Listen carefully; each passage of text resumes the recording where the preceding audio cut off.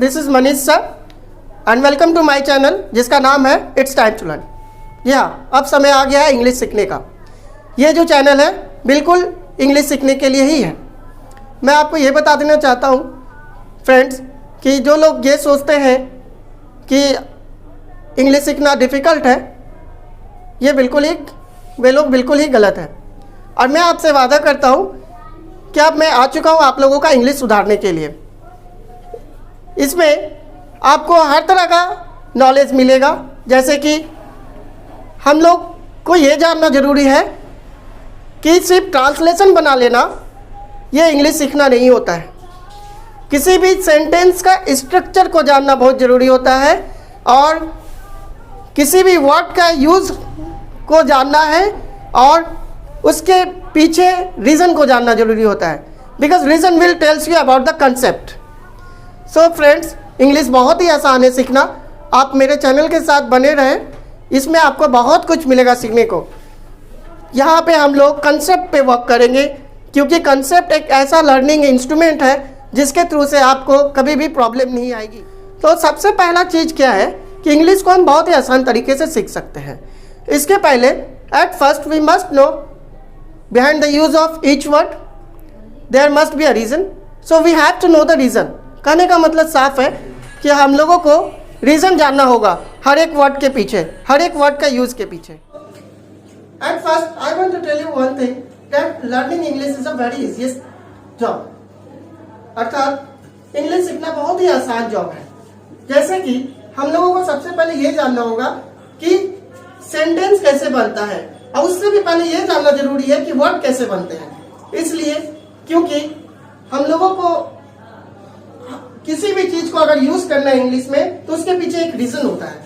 हाँ, वो अलग बात है किसी वर्ड का यूज में एक एक्सेप्शन होता है, क्योंकि जिसका एक्सप्लेनेशन नहीं है उस पर वर्क नहीं करेंगे, लेकिन हाँ जिसका वो एक्सप्लेनेशन हमारे ग्रामर में है उसको जरूर हम लोगों को समझना होगा एक बेटर इंग्लिश जानने के लिए। तो एट फर्स्ट मैं आपको एक एग्जाम्पल के थ्रू से एक चीज बताना चाहता हूँ जो कि आप लोगों के लिए काफी फ्रूटफुल हो। तो फिर चलिए फ्रेंड्स, कुछ एग्जाम्पल के सहायता से मैं आपके कंसेप्ट को, कुछ जो अंदर कमी है, कंसेप्ट की कमी है आपके अंदर, मैं उसे आपके दूर करने की कोशिश करता हूँ। अगर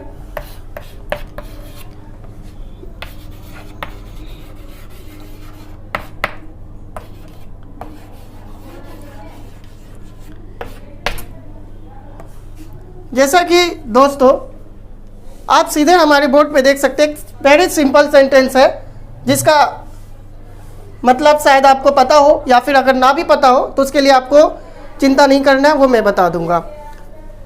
तो सबसे पहले एक सेंटेंस आप डायरेक्टली आप पढ़ सकते हैं, ही राइट्स अ लेटर, जो कि कोई भी पढ़ सकता है, ही राइट्स अ लेटर। ठीक है दोस्तों, तो अगर इसी को अगर मैं ये लिखूं,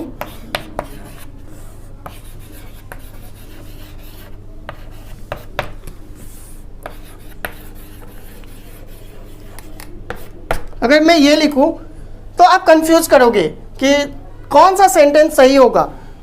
अगर मैंने नीचे वाला सेंटेंस लिखा ही राइट अ लेटर और ऊपर का सेंटेंस लिखा ही राइट्स अ लेटर, तो इसमें आप थोड़ा मे भी कंफ्यूज होंगे अगर आपके अंदर अगर कंसेप्ट की कमी है तो, क्योंकि बोलने के दौरान आपको पता नहीं चलेगा कि ही राइट अ लेटर, ये आपको पता नहीं चलेगा, बोल के निकल जाओगे। लेकिन आपका अगर जिसके पास अगर ग्रामर का अगर सटीक नॉलेज है तो वो आपके इस मिस्टेक को पकड़ सकता है।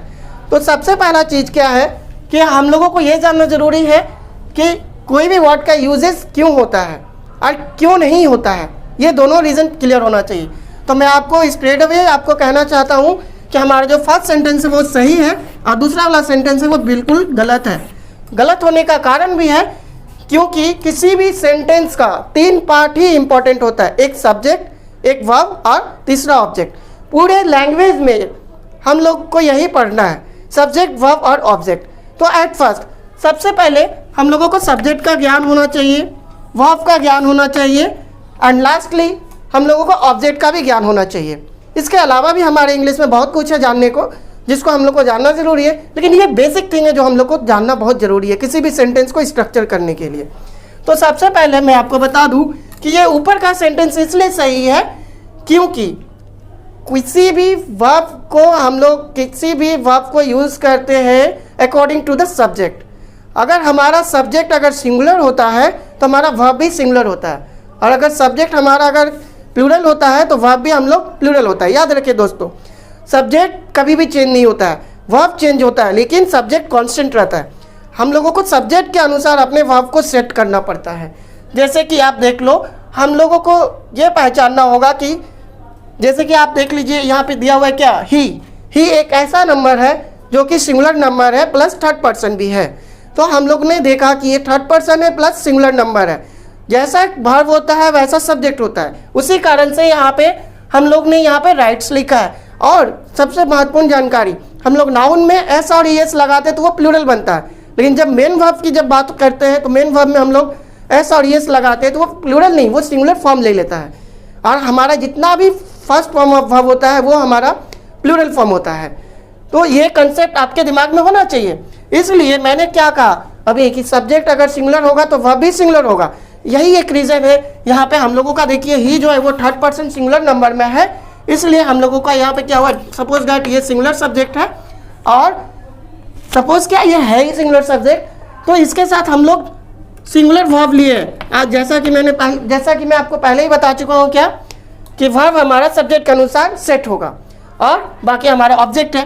तो ये हमारा कंसेप्ट का कमी था, ये चीज़ को हम लोगों को जानना बहुत ज़रूरी था। और ये इसलिए गलत हुआ क्योंकि ये जो V1 है, ये हम अभी आपको बताएं कि V1 जो होता है वो हमारा प्लूरल फॉर्म होता है, और V5 जितना भी हम लोग जिसमें एस और एस ऐड करते हैं वो सिंगुलर बनता है। तो ये एक कंसेप्ट आपका ग्रामर का है। इसके अलावा हम आपको कुछ हेल्पिंग वर्ब का भी कंसेप्ट बताना चाहते हैं। तो जैसा कि आपने अभी देखा कि जैसा सब्जेक्ट होता है वैसा हम लोगों को वर्ब सेट करना पड़ता है। लेकिन दोस्तों एक चीज़ याद रखने की ज़रूरत है, कहीं कहीं पे हमारा अंग्रेज़ी में अपवाद भी है जिसको एक्सेप्शन बोला जाता है। जैसे कि हम लोगों के एक एग्जाम्पल के थ्रू से हम लोग समझ सकते हैं। जैसे यहाँ पे हम लोग लिखते हैं I go to school. If I say I go to school and if I write here I goes to school, अब यहाँ पे आप लोग कंफ्यूज हो जाओगे, है ना, कंफ्यूज हो गया ना। तो अब आपको ये समझना होगा, डरने का कोई बात नहीं है। कहीं कहीं पे हमारा इंग्लिश में अपवाद भी होता है। आई एक ऐसा सब्जेक्ट है जो अपने साथ हमेशा प्लूरल ही आता है, प्लूरल वर्ब ही लेता है। तो इसके सेंस में जैसा कि मैंने अभी आपको बता दिया, आई एक ऐसा सब्जेक्ट है जो अपने साथ हमेशा प्लूरल वर्ब ही लेता है। तो इस कंसेप्ट को जानने के बाद कोई भी बोल सकता है कि ऊपर का सेंटेंस सही है और नीचे का सेंटेंस बिल्कुल गलत है। क्यों? क्योंकि ये अपवाद है। आई एक ऐसा सब्जेक्ट है जो अपने साथ प्लूरल लेता है, इसका कोई भी एक्सप्लेनेशन नहीं है। भले आपको लगता हो कि आई तो सिंगुलर पर्सन है फिर भी, लेकिन इसका कोई एक्सप्लेनेशन नहीं है। लेकिन हाँ, एक चीज़ वादा करता हूँ दोस्तों, जहाँ पे एक्सप्लेनेशन है उसका आपको फुल कंसेप्ट मिलेगा। इसके अलावा भी हमारे पास कंसेप्ट है, कुछ ऐसे कंसेप्ट है जो मैं आप लोगों के साथ शेयर करना चाहता हूँ अभी, और बाकी का बहुत ऐसा वीडियोस में हमारा जो कंसेप्ट आपको क्लियर होगा जो कि आपके डे टू डे लाइफ में कम्युनिकेशन के लिए बहुत ही यूज़फुल होगा। तो जैसा कि दोस्तों हम लोग बात कर रहे थे एक्सेप्शन की, तो आई के साथ एक एक्सेप्शन होता है जिसका कोई एक्सप्लेनेशन नहीं। लेकिन हाँ, एक चीज़ हमेशा याद रखना कि हमारे पास जो भी एक्सप्लेनेशन है हमारे इंग्लिश ग्रामर में, उसका आपको कंप्लीट नॉलेज मिलेगा। इसके अलावा मैं आपके पास एक कंसेप्ट देता हूँ हमारे हेल्पिंग वर्ब का भी यूजेस का, राइट। तो कुछ ऐसा हेल्पिंग वर्ब है जिसका हम लोग सही से यूज़ नहीं कर पाते। कारण क्या है? कंसेप्ट की कमी। तो अब जैसे मैं आपको ये बताना चाहता हूँ कि पहला कंसेप्ट तो मैंने आपको डायरेक्टली बता दिया है कि जैसा सब्जेक्ट वैसा वर्ब। तो उसी तरह से हमारा पास कुछ ऐसा हेल्पिंग वर्ब है जैसे कि इज, एम, आर, फिर has, have, do, does. At first हम लोग एक एक करके तीनों टॉपिक को पहले क्लियर करेंगे। आज के इस टेलीकास्ट वीडियो में ज़्यादा नहीं, लेकिन हाँ, आने वाले वीडियो में आपको बहुत कुछ ऐसा मिलेगा जिसके थ्रू से आपका कंसेप्ट क्लियर होगा, खास तौर पर हमारे इंग्लिश लैंग्वेज को लेके। ये देखिए, पहला हम लोग टॉपिक उठाते इज एम आर। तो हमारे पास एक टेबल है, जो हम लोग एक यूज करते हैं।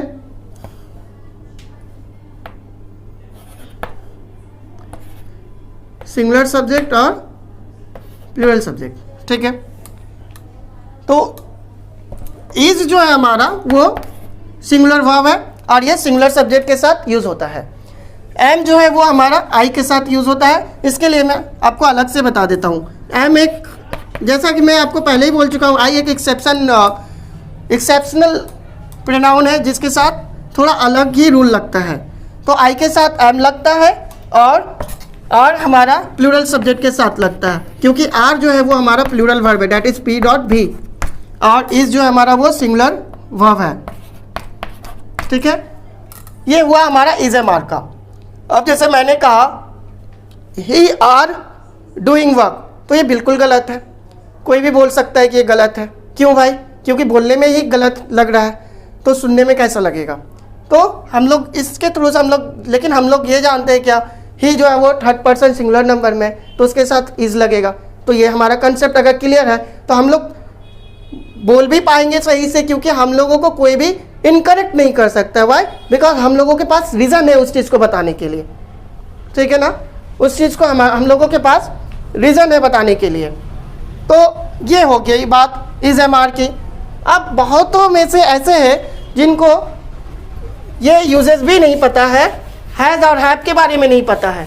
तो मैं आपको ये बता देना चाहता हूँ, हैज़ जो है वो सिंगुलर वर्ब है और हैव जो है वो प्लूरल वर्ब है। तो अब जैसे मैंने कहा कि I have many pens, I have many pens, और दूसरा अगर मैं लिखता हूं क्या,